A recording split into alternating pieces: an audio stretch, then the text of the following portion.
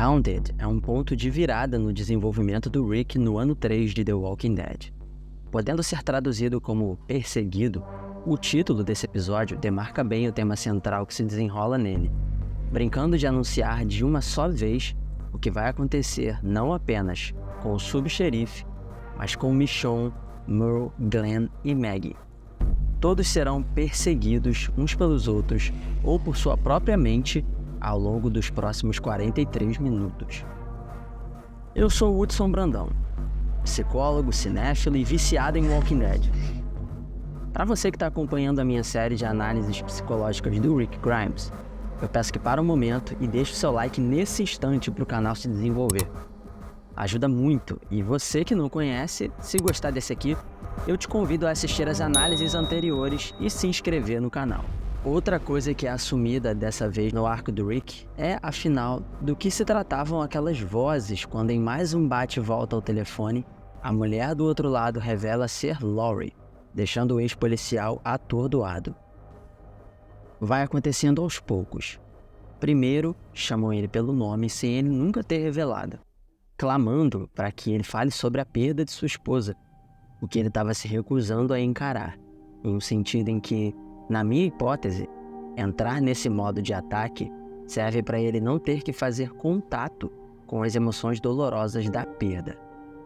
Se eu fosse falar em termos de luto, ele estaria numa espécie de negação com raiva misturadas. Eu fiz um vídeo explicando a teoria das 5 fases do luto com Vingadores Ultimato, que eu vou deixar aqui em cima para quem quiser entender melhor. Clica aí para ver depois desse, mas voltando para The Walking Dead. Depois a gente entende o sentimento de culpa com mais clareza. Rick tinha um único plano, um caminho reto que ele ia seguir custando o que fosse, que era achar um lugar, preparar o lugar, instalar todo mundo e manter todo mundo a salvo. Essa motivação é a força dele. Quando ela falha, ele fica em ruínas. Só que ela não falhou completamente. Ele ainda tinha 2 filhos e um lugar razoavelmente seguro. E a Lori, da voz, pede a ele para cuidar disso, ocorrendo uma espécie de diálogo de Rick com ele mesmo, de uma forma delirante, onde ele entende que precisa se reerguer e, como que em um simbolismo visual, coloca o telefone no gancho e se levanta do chão. A primeira coisa que ele faz em seguida é abraçar a Judith, aceitando novamente seu papel no grupo e na família, em uma cena muito bonitinha, e leva ela para fora ao lado de Cole. É nesse momento que a Michonne aparece chacoalhando as grades da prisão pela primeira vez, sendo introduzida ao grupo e salva por pai e filho, trazendo a notícia de que 2 membros tinham sido sequestrados pelo governador e a garantia de mostrá-los o caminho em agradecimento aos cuidados. E tem uma cena positiva demais para a recuperação do Rick, e é o reencontro com a Carol, que foi achada pelo Daryl na solitária, escondida dos zumbis e viva.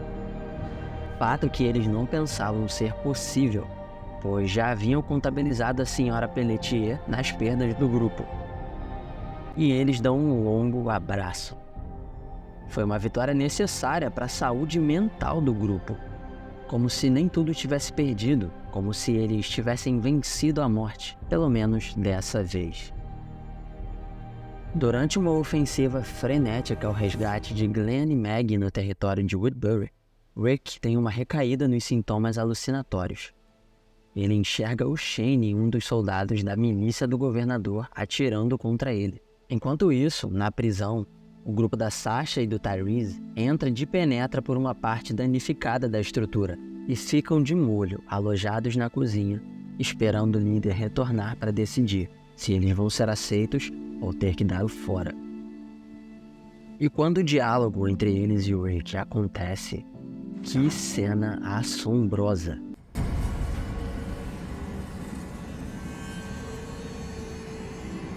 O Rick já estava irredutível e a gente entende por que nesse diálogo.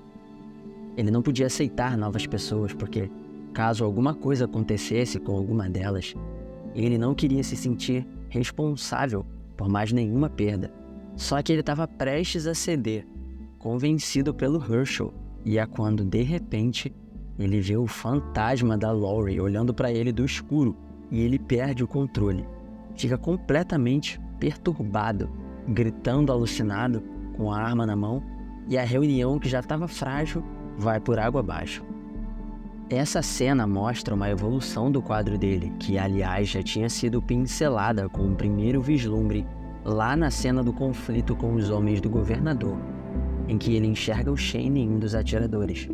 Mas, oficialmente, nesse instante, é mostrado o agravamento das alucinações, que agora se tornaram visuais. Com delírio de perseguição, ele acredita que está sendo perseguido por sua falecida esposa e ao menos um outro personagem perdido.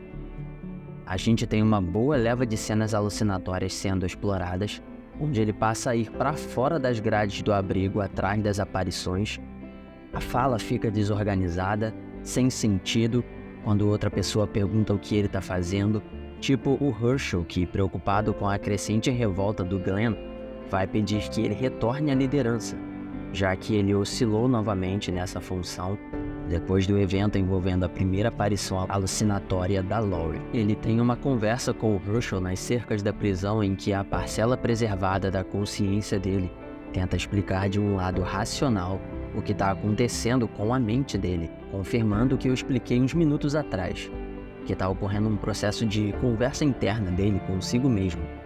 Ele sabe que o que tem visto não são as pessoas reais, mas a consciência dele está tentando encontrar um motivo para essas visões, criar um propósito, achar um significado.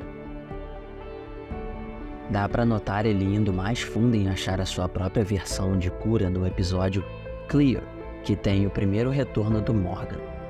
Já que o Rick, Corey e Michonne voltam na cidade natal da família Grimes, atrás de suprimentos que estão mais escassos à medida em que a guerra com o governador fica acirrada, e o grupo se encontra em desvantagem numérica, o que os leva mais longe, indo parar na porta de Morgan, e se apresenta um Rick Grimes adormecido àquela altura, tentando salvar o amigo, dizendo para ele que ele pode se curar e deveria voltar para junto de seu grupo. Mais do que isso, afirmando que ele deveria se curar. Esse mesmo episódio tem um segundo ponto relevante que não pode passar despercebido, nem se deixar ser ofuscado pela presença da dupla dinâmica junta de novo, que é a Michonne demonstrando apoio ao Rick, dizendo que ela sabe como é ver coisas, que ela também já passou por isso, e ele então aceita, sugerindo que ela, que não tá vendo coisas, dirigisse. Olha as sementes sendo plantadas ali, hein? Gestos como o dela, nos do Herschel, são muito importantes porque pessoas assim configuram uma boa rede de apoio, que são justamente aqueles indivíduos confiáveis com quem se pode contar. Eles são fundamentais para a melhora de uma pessoa. Se você puder ser rede de apoio na vida de alguém, não hesite. Preste atenção nas pessoas que exercem esse papel na sua vida. Cuide delas. Se você quiser atendimento psicológico, eu estou abrindo vagas quentinhas e você pode entrar em contato comigo desde já, através do e-mail hudsonpinheirobrandão, que eu vou deixar aqui embaixo, @gmail.com.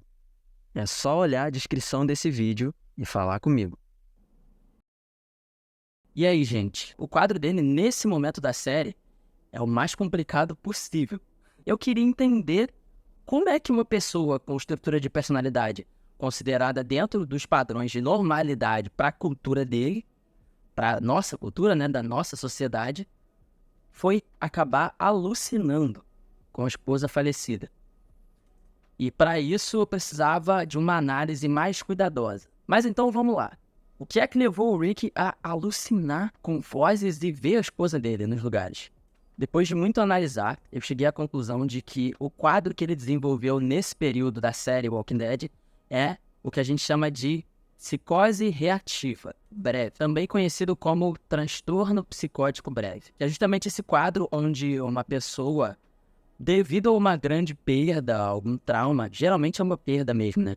A pessoa ela vai temporariamente perder o contato com a realidade, que é justamente começar a alucinar, começar a delirar, como a gente vê, né? Nessa crença fixa, né? Que a gente chama o quê? A gente chama de crenças fixas não passíveis a mudanças à luz de evidências conflitantes, né? O que são evidências? Evidências é isso aqui. Fatos no mundo concreto que diriam... Acho que eu bati muito forte aqui, né? Fatos no mundo concreto... Vamos voltar, produção. Corta isso aí.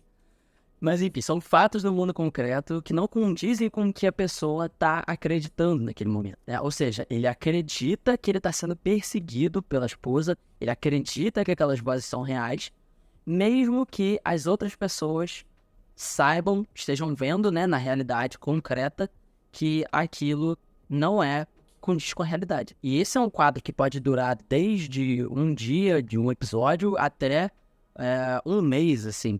Geralmente um mês, em que a pessoa ela vai eventualmente retornar à sua estrutura normal de personalidade prévia, antes de desenvolver esse quadro temporário de transtorno.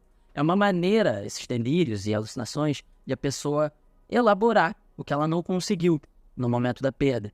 Então, para ele foi um choque tão grande a perda da Lori, que ele não conseguiu lidar, digamos assim, com aquilo, e aí ele elaborou isso, né, com uma não aceitação da realidade ali concreta dos fatos, delirando e vendo ela pelos lugares. A maneira que foi possível para ele de elaborar essa perda foi abrir um quadro temporário, onde ele retornaria normalmente, né, ao seu funcionamento de antes. Mas duas características desse quadro são o comportamento desorganizado e fala incoerente, como a gente vê naqueles momentos da reunião que eu citei no vídeo, ou quando ele tenta conversar com o Herschel. Mas é isso aí, tá entregue. A análise da terceira temporada tá aí, bonita pra vocês. Espero que vocês tenham gostado, espero que vocês estejam animados pro Cenicamente em 2022, que eu tô, e em breve a gente vai começar a lançar uma pica de conteúdo aí.